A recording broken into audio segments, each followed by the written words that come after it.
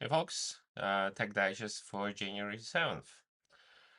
So kickstarting today, we have some hardware news that might validate a lot of what you have been feeling.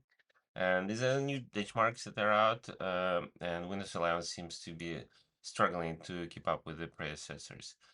Um, in nearly every test performed, older versions of Windows are outperforming the latest OS. So for users on older hardware or those trying to squeeze every ounce of perf from the rigs, this is of course a bit disappointing, and it raises some real questions about overhead being added with the new UI features and background telemetry.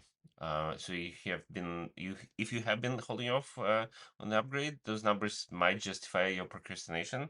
But of course, remember that Microsoft decided to stop supporting Windows 10. Um, and when I read this, I'm like, this is same old story. So 7 to 8, 8 to 9, 8 to 10, 10 to 11. Um, it kind of keeps flip-flopping a little bit. Okay, moving on to the JavaScript ecosystem. If you're managing packages, you gotta listen up here. The NPM is finally implementing staged publishing. So it comes after a pretty turbulent period involving a shift away from classic tokens, which caused some headaches for the maintainers. Essentially, this change is designed to catch beta releases before they hit the general public registry. It introduces a buffer where packages can be verified, and it's a huge win for supply chain security, hopefully reducing those incidents uh, that where a compromised maintainer account instantly infects thousands of downstream projects.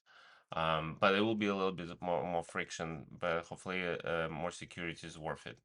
This has been well thought out. Um, okay, for systems engineers and security researchers out there, this one is pretty fascinating read.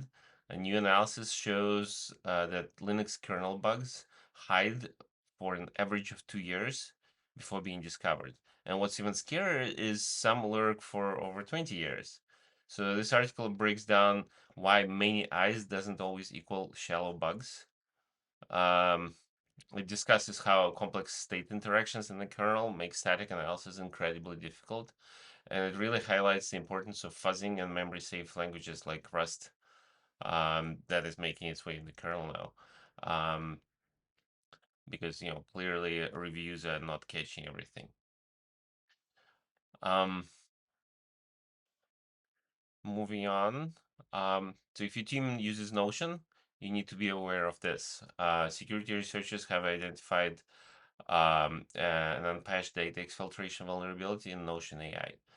By using indirect prompt injection, an attacker can trick the AI into reading private pages and sending that data to the external server. What makes this tricky is that this is not a traditional software bug, and it's an LLM behavior issue.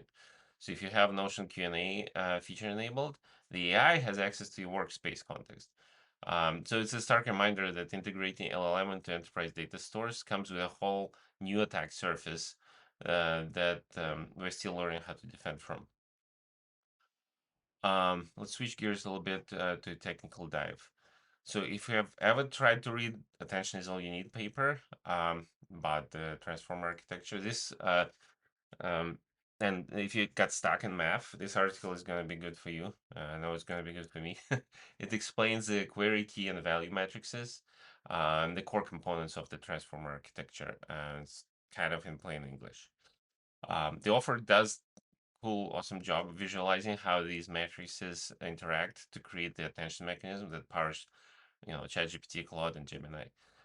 It's a quick read, but solid if you want to move beyond just using APIs and actually understand linear algebra happening under the hood. Um, so we've been talking about GPU shortages for years, but now it's hitting the memory market. So we're facing a significant RAM shortage this year, and once again, AI is the primary driver. Well, previously Bitcoin was a primary driver too. So the demand for the high bandwidth memory for training clusters is causing manufacturers to pivot production away from standard DDR RAM. And for us, to like build PCs or just buy them. This means prices for consumer electronics and server hardware are going to really spike. Well, they already did, quadrupled in some cases. So if you're planning a home lab upgrade or speccing out new servers for data centers, you might want to pull trigger sooner than later. So it might get worse. Quick update on for the DevOps crowd using Tailscale. In this latest changelog, um, they noted state file encryption is no longer enabled by default. So this might sound like security downgrade, but it's actually about fixing nasty edge cases. Apparently, default encryption was causing issues with state restoration on certain platforms, leading to connectivity zombies. So you can still enable it if your threat model requires it, but for most standard deployments, they're prioritizing reliability. And just a heads up to check your config files if you rely on that specific feature. Um, Moving on. So visualizing data at scale. It's always impressive.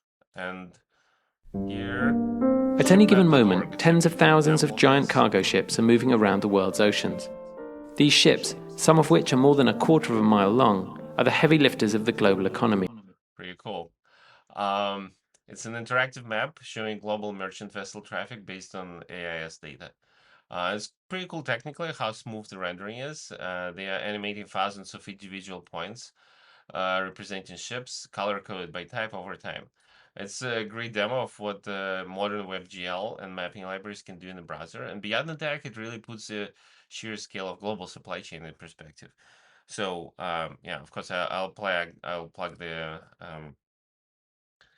ADSB exchange. So this is a cool one that does the planes. But ships have similar data available, and apps are so far has been pretty lacking, at least the ones that I tried. So that's great that this finally came out.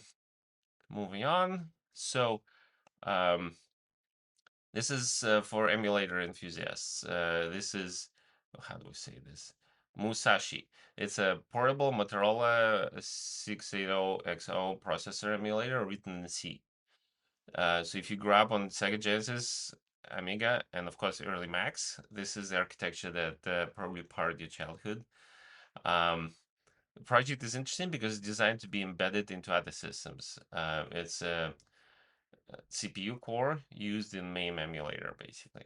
It's a fantastic resource if you want to study how to write instruction set emulator that is both accurate and performant. The code is kind of clean, well documented, and it's a good history lesson. The reaction to this is quiet but positive. So not a lot of comments, but a lot of hot votes. Okay, and finally, we're ending in a lighter note. We all know that LaTeX is for serious, perfectly formatted academic papers. But what if you want a paper to look like you pulled an all-nighter? So enter the coffee stains package.